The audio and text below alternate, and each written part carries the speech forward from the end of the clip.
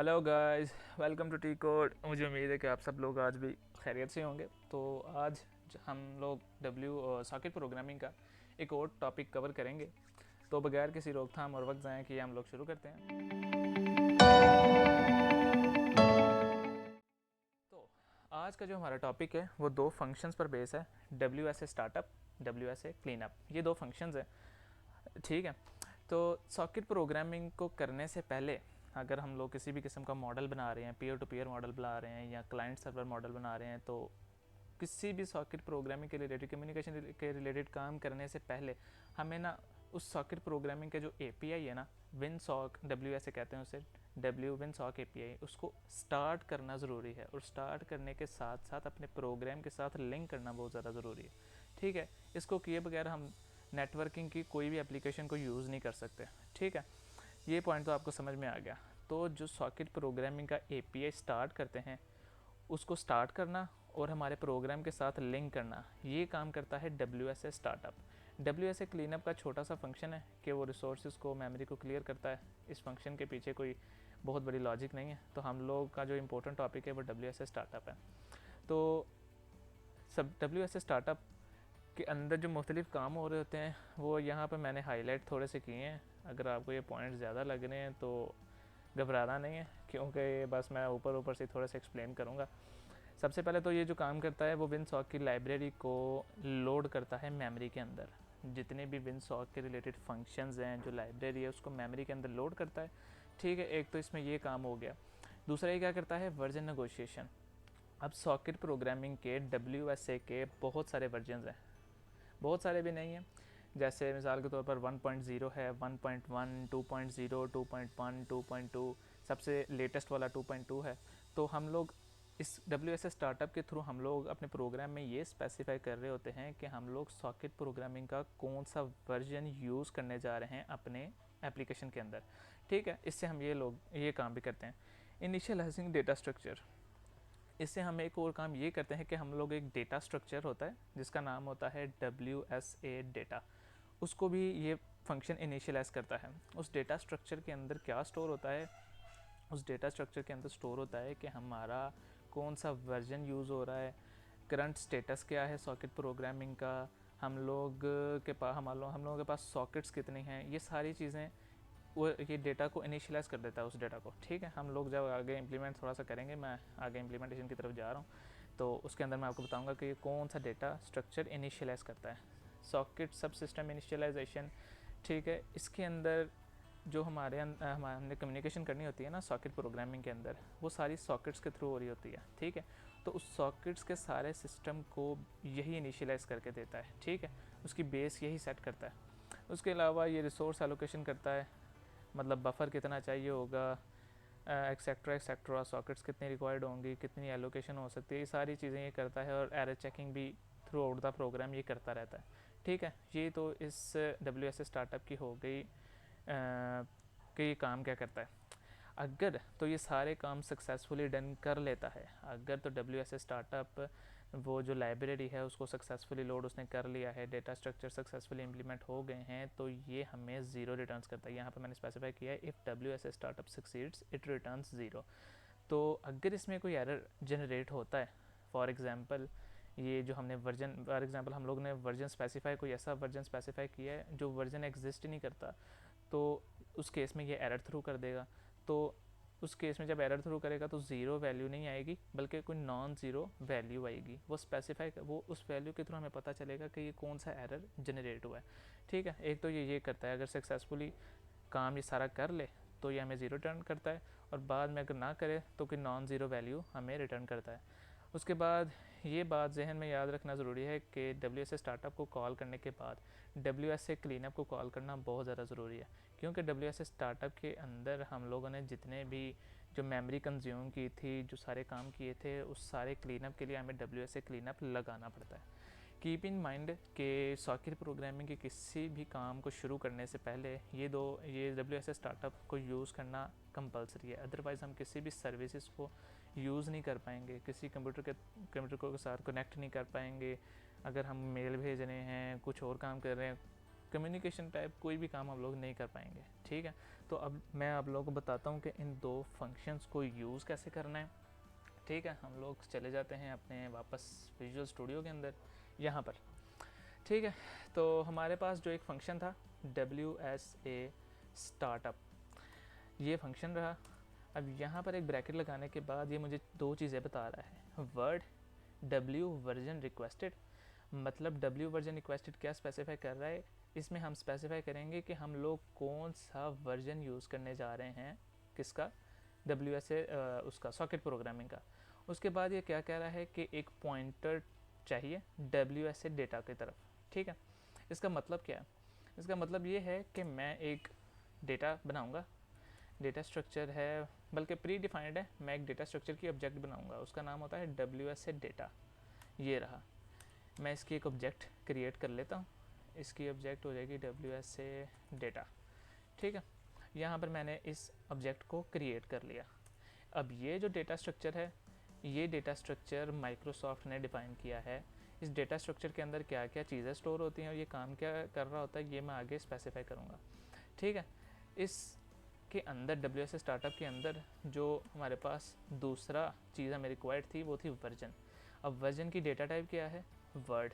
तो मैं एक वर्ड टाइप का वेरिएबल बनाता हूँ वर्ड, और यहाँ पर मैं स्पेसिफाई करता हूँ एक फंक्शन है, एक मैक्रो है, उसके थ्रू हम स्पेसिफाई करते हैं वर्ड को।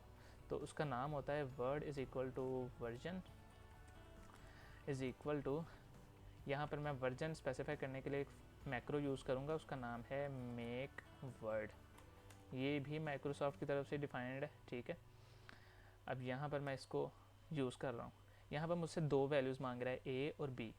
ए और बी के अंदर हम लोग अपना वर्जन डिफाइन करते हैं। अगर मैं यूज़ कर रहा हूँ वर्जन यूज़ करना चाहता हूँ 1.0, तो मैं स्पेसिफाई करूँगा ए में 1 और बी में 0। ठीक है, अगर मैं वर्जन यूज़ करना चाह रहा हूँ 2.0, तो मैं यहाँ पर स्पेसिफाई करूँगा 2 और यहाँ पर स्पेसिफाई करूँगा 0। लेकिन चूंकि हम लोग लेटेस्ट वाले के साथ ही हमेशा काम करना बेहतर समझते हैं, तो पहले वाले के अंदर भी मैं 2 लिखूँगा और दूसरे वाले के अंदर भी मैं 2 लिखूँगा। Make word 2 and 2। ठीक है, मेरे पास ये वर्ड भी बन गया। अब मुझे क्या करना है कि WSA स्टार्टअप के अंदर इस वर्जन को पास करना है और WSA डेटा को पास करना है। लेकिन यहाँ पर ये एरर जनरेट कर रहा है क्योंकि WSA डेटा का हमने पॉइंटर देना था। तो मैं रेफरेंस पास कर देता हूँ उसका। इसके बाद क्या पॉइंट था कि WSA स्टार्टअप अगर तो सक्सेसफुली रिटर्न करता है तो 0 रिटर्न करता है। तो मैं इसका रिज़ल्ट स्टोर करने के लिए लिखता हूँ int r is equal to result is equal to WSA startup version. अगर तो ये रिज़ल्ट नॉट इक्वल टू 0 है, मतलब कोई एरर अकर हुआ है, तो उस एरर को मैं लिखने के लिए क्या करूँगा, सी आउट फेल टू स्टार्ट, यहाँ मैं लिखता हूँ WSA startup failed with error. उसके बाद मैं स्पेसिफाई करूँगा कि एरर कौन सा जनरेट हुआ है, और वो एरर मेरे पास कहाँ स्टोर है, इस रिज़ल्ट के अंदर। ठीक है, यहाँ पर मैंने उस एरर को स्टोर कर दिया एंड एल। मैं दोबारा एक्सप्लेन कर देता हूँ। WSA स्टार्टअप अगर सक्सेसफुली काम अपना कर लेता है, अगर ये मेमोरी के अंदर जो सॉकेट प्रोग्रामिंग के API हैं, जो सारे काम है वो सक्सेसफुली कर लेता है, तो 0 रिटर्न करेगा। अगर तो ये 0 रिटर्न करता है तो हमारा काम वेल एंड ओके है, हमें कोई प्रॉब्लम नहीं है। लेकिन अगर ये 0 रिटर्न नहीं करता, if result is not equal to 0, तो मुझे बताना है कि क्या एरर अक्कर हो गया। ठीक है, यहाँ पर मैं ये स्पेसिफाई कर रहा हूँ कि WSA startup fail with error, और ये रिज़ल्ट के पास वही एरर स्टोर है जो यहाँ पर मैंने डिस्प्ले करवा दिया। ठीक है, ये काम तो हो गया WSA स्टार्टअप का। ठीक है, ये बस इसका इतना ही काम है। यहाँ मैं इसको छोटा करने के लिए ये कर सकता हूँ कि मैं वर्जन को डायरेक्ट यहाँ पर स्पेसिफाई कर सकता हूँ। वर्जन का वेरिएबल बनाने की बजाय मैं यहाँ पर लिखूँगा मेक वर्ड लिख के यहाँ पर मैं स्पेसिफाई करूँगा 2.2। ठीक है, यहाँ पर मेरा हो जाएगा वर्जन स्पेसिफाई। अब मुझे इस लाइन की ज़रूरत नहीं है और ये मेरा वेल एंड ओके है। एक तो हो गया WSA स्टार्टअप, और दूसरा काम क्या होता है कि जब भी मैं प्रोग्राम से एग्ज़िट करने वाला हूँ, मुझे WSA क्लीनअप को तब यूज़ करना है। ठीक है, जब भी मैं प्रोग्राम के अंदर प्रोग्राम को स्टार्ट करता हूँ, किसी ऐसे प्रोग्राम को जिसमें नेटवर्किंग की चीज़ें यूज़ होनी है, तो मुझे उसी टाइम ही WSA डेटा स्ट्रक्चर को स्टार्ट कर लेना है, मुझे सॉकेट प्रोग्रामिंग का API स्टार्ट कर लेना है, और जब भी मैं प्रोग्राम से एग्ज़िट कर रहा हूँ तो मैं उसको क्लोज़ कर दूँगा। क्लोज़ करने के लिए कोई लॉजिक साइंस नहीं है, बस छोटा सा लिखना है WS से क्लीन अप और हमारा काम हो गया। यहाँ पर मैं एक स्टेटमेंट लिखता हूँ, कंप्लीटेड। ठीक है, अब मैं इसको एग्जीक्यूट करता हूँ देखने के लिए कि कोई एरर तो नहीं आ रहा। यहाँ पर ये बिल्ड हो रहा है और अभी एग्जीक्यूट हो जाएगा। हो जा हो जा हो जा।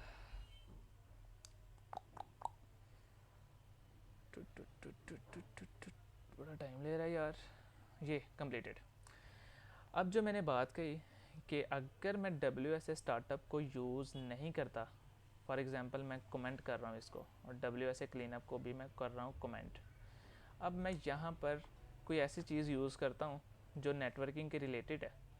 ठीक है, यहाँ पर मैंने एक एग्ज़ाम्पल ऑलरेडी क्रिएट करके आप लोगों के लिए रखी है। ठीक है, यहाँ पर मैं इसको कुछ नहीं कर रहा, बस डीकमेंट कर रहा हूँ। ये सारी चीज़ें अब ओके हैं। अब इसमें क्या हो रहा है कि मैं एक इस जो लाइंस ऑफ कोड है मैं इसको फुल लाइन एक्सप्लेन करूँगा आने वाली वीडियोस में, लेकिन अभी के लिए मैं आपको बता दूं कि नेटवर्किंग एक सर्विस को यूज़ कर रहा है कि ये एक एड्रेस को रिजॉल्व करने की कोशिश कर रहा है। ठीक है, या ये इस तरह से समझ लें कि एक जो हमारा सर्वर बनना होता है ना, उसके लिए ये एड्रेस स्पेसिफाई कर रहा है कि वो सर्वर किस एड्रेस के ऊपर कनेक्शंस रिसीव करेगा। इस सारे पार्ट के अंदर ये चीज़ें कवर हो रही हैं कि ये स्टेटमेंट्स किसके लिए लिखी जाती हैं कि जिस कंप्यूटर को हमने सर्वर बनाना होता है हम उस कंप्यूटर के अंदर ये स्टेटमेंट्स लिखते हैं ताकि जो एड्रेस हमें मिलेगा उस एड्रेस के थ्रू हम स्पेसिफाई कर रहे होते हैं कि हम लोग ये सर्वर इस एड्रेस के ऊपर कनेक्शंस रिसीव करेगा, इस IP एड्रेस के ऊपर, इस पोर्ट के ऊपर दूसरे कंप्यूटर के साथ कनेक्ट हो पाएगा। ये काम ये सारी लाइनें कर रही हैं। अब यहाँ पर मैं इसको एग्जीक्यूट करने की ट्राई करता हूँ तो मेरे पास ये एक एरर थ्रू करेगा। वो एरर दिखाना चाह रहा था मैं आपको कि क्या एरर आता है। यहाँ पर ये मुझे बता रहा है कि gate ADDR info failed with error 10093। अब एरर 10093 अगर आपको देखना है कि क्या है तो मैं सिंपली क्या करता हूँ, मैं जाता हूँ अपने गूगल क्रोम के पास। ठीक है, यहाँ पर मैं simply as a guest mode use कर रहा हूँ और मैं लिख रहा हूँ कि WS से एरर कोड्स। यहाँ पर मेरे पास एरर कोड्स हैं। अब आप लोग याद कर लें कि वो एरर क्या था। मुझे याद है हमारा एरर था 10093। यहाँ पर क्या लिखा आ रहा है, WSA नॉट इनिशियलाइज्ड।